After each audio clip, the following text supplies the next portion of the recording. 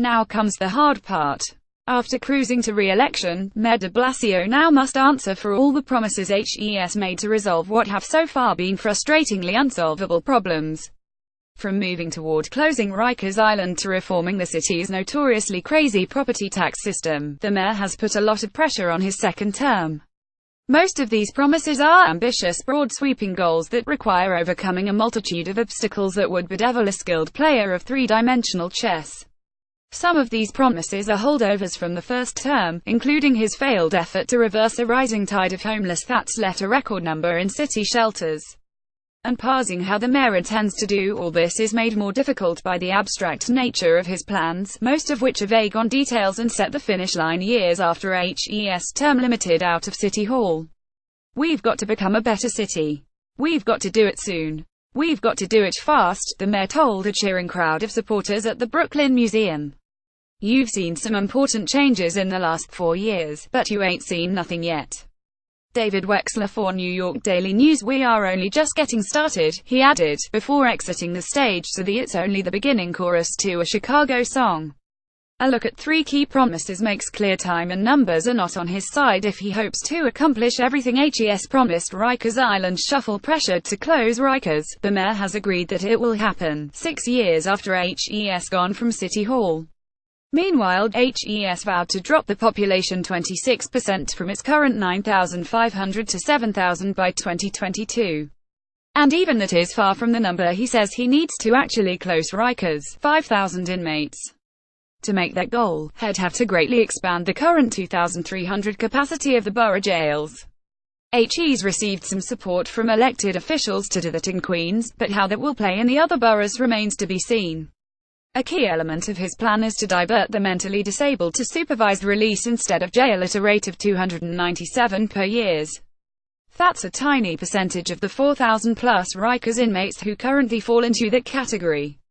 Jefferson Siegel New York Daily News. Property tax craziness. Last April a major lawsuit was filed to overturn the city's property tax system, charging that it's biased against less affluent minority homeowners and renters.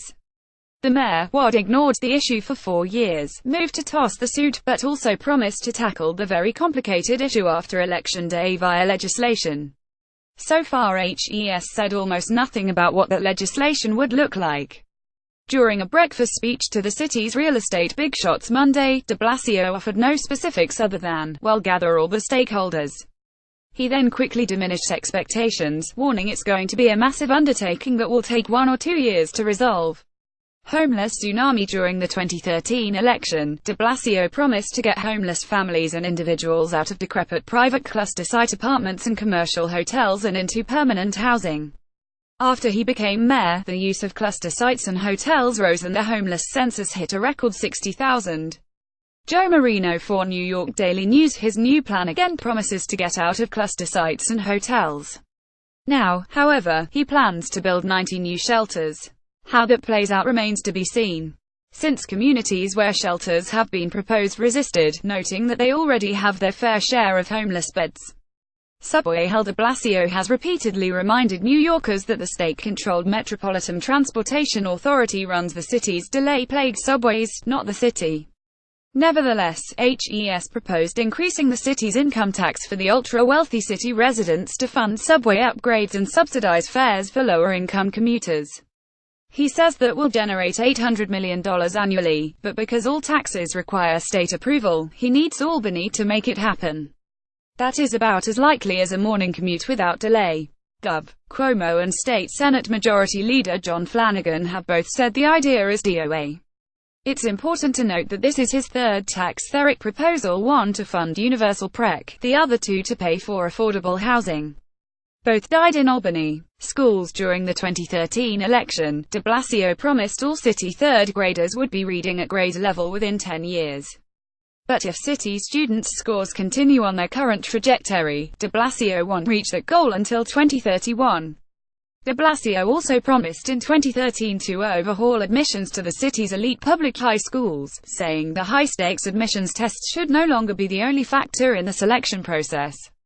Today the same high-stakes test is still in use at the city's 8 specialized high schools that require it, with only a few minor changes.